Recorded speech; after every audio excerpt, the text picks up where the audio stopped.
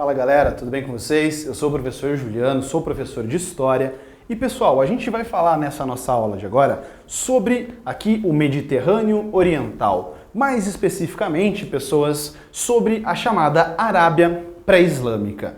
Pessoal, o nosso objetivo central vai ser entender como que se organizavam os povos que habitavam essa região da chamada Península Arábica. E não tem como você entender história se você não manja nada de geografia. Primeiro que espaço, que é o que a geografia trabalha, e o tempo não são separáveis, são indissociáveis. Para você conseguir entender a minha ciência, que é o campo da história, você tem que saber um mínimo de geografia para você se localizar, para você saber onde essas coisas estão ocorrendo. Não adianta nada você saber o tempo se você não sabe o lugar, se você não conhece da geografia da região. Beleza? Então vem comigo. Essa região aqui é a chamada Península Arábica. A Península Arábica, galera, tem um certo problema. Qual que é o problema? Em alguns mapas ela vai estar bem grandona, em outros mapas ela parece bem pequenininha. Por quê? Porque de acordo com a projeção cartográfica que é utilizada na representação, vai dar um objetivo maior para a Península Arábica ou menor, tá? Então olha só o que acontece aqui, gente. Essa é a região que a gente está falando. Essa é a chamada Península Arábica. Para você entender, o foco principal é posteriormente você compreender a religião muçulmana. E se tem uma coisa que a religião muçulmana sofre no mundo todo contemporâneo, é preconceito, certo?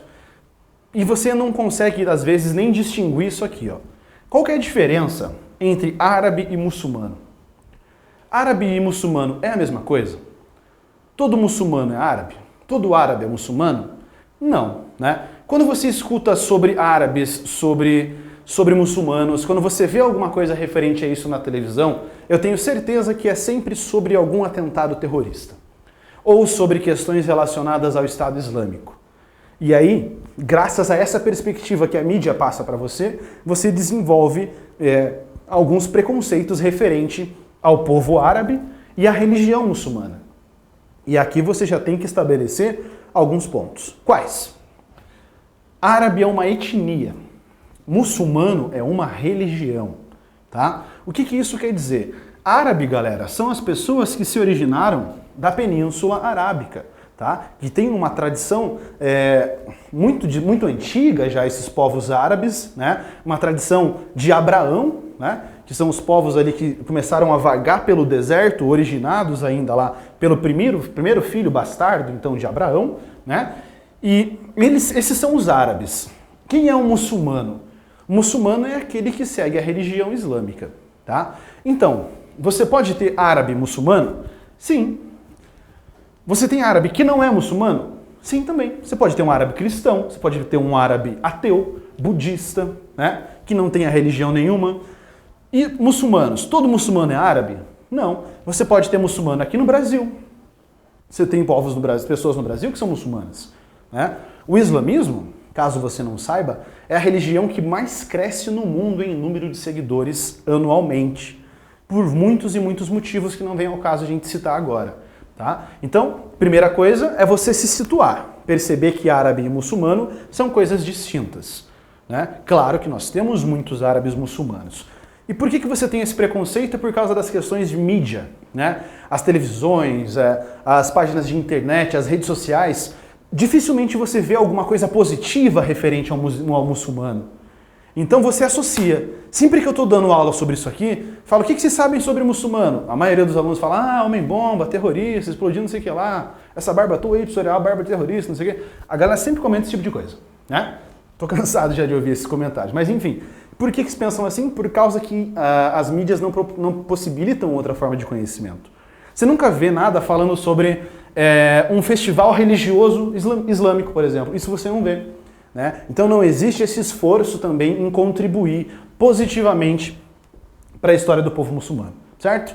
Bom, aqui, galera, essas pessoas que viviam na Península Arábica tinham dois modos de vida. Quais?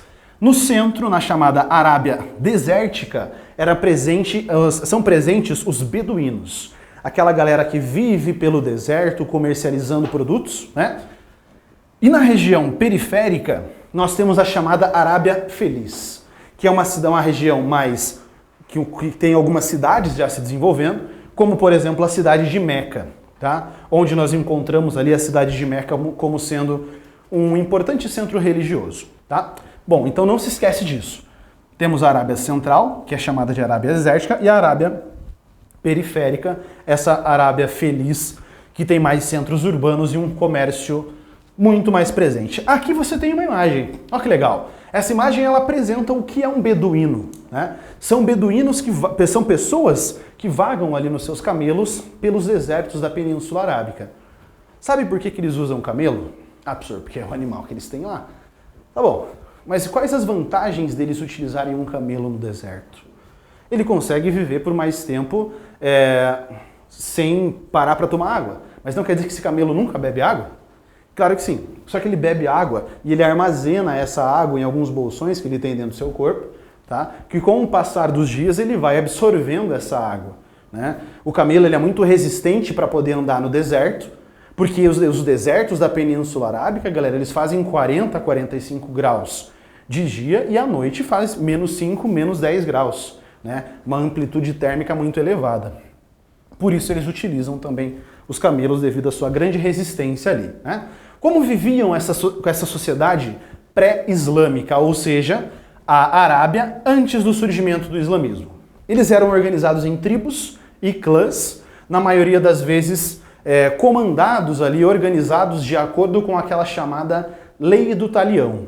Você já ouviu falar da Lei do Talião? Com toda certeza, aquela clássica expressão de olho por olho e dente por dente, né? Professor, mas isso daí não é um negócio que eles criaram lá na Mesopotâmia com o Código de Hammurabi? Sim, e eles utilizavam ali ainda como sendo um sistema jurídico. Ah, professor, mas isso daí não existe mais, né? Pois é. Em algumas regiões do Oriente Médio, ainda hoje, eles utilizam parte do Código de Hammurabi, da Lei do Talião, misturada com algumas leis islâmicas, tá? O que eles tinham de questões religiosas, galera? Eles eram politeístas. Eles tinham uma crença em várias e várias divindades distintas. Professor, mas eles acreditavam em 368 deuses, quase um deus por dia? Não, né? Eles acreditavam em alguns deuses dentro dessa grande quantidade maior de deuses. Dependendo da região que você nascia, você tinha um deus específico que você fazia suas orações. O que todos eles tinham em comum? O culto à Kaaba. A Kaaba é uma pedra negra enviada por Deus, segundo a perspectiva deles, né? Que ficou guardada ali dentro de um cubo construído por Abraão, né? E essa pedra negra ficou ali, essa pedra negra representa todo o pecado da humanidade, tá? E todos eles iam, anualmente, fazer uma peregrinação a Meca para poder visitar a Kaaba. Onde fica a Kaaba? Na cidade de Meca. A cidade de Meca, galera, era um centro religioso e também um centro comercial. Por quê? Essas várias tribos aqui, galera, tretavam entre si, tá? Elas sempre se encontravam no meio do deserto, uma caravana com outra, os caras saíam na porrada.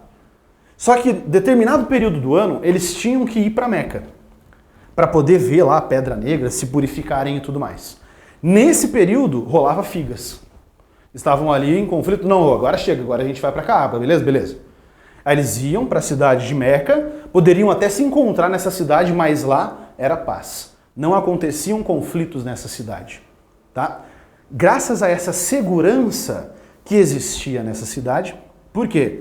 Esses 368 deuses tinham 368 estátuas ali, cada deus com a sua estátua nessa cidade, e devido à segurança, à paz dessa cidade, o comércio se desenvolve, o comércio prospera.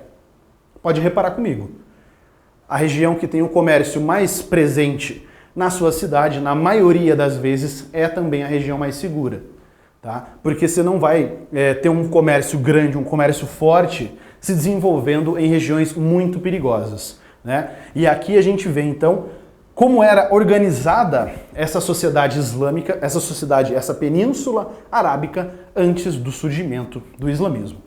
E se está pré-islâmica, significa que, posteriormente, com o surgimento do islamismo, as condições de organização social serão alteradas ali naquela região.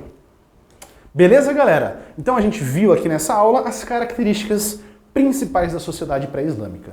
Sou o professor Juliano, um forte abraço para vocês, bons estudos e até a nossa próxima aula. Tchau!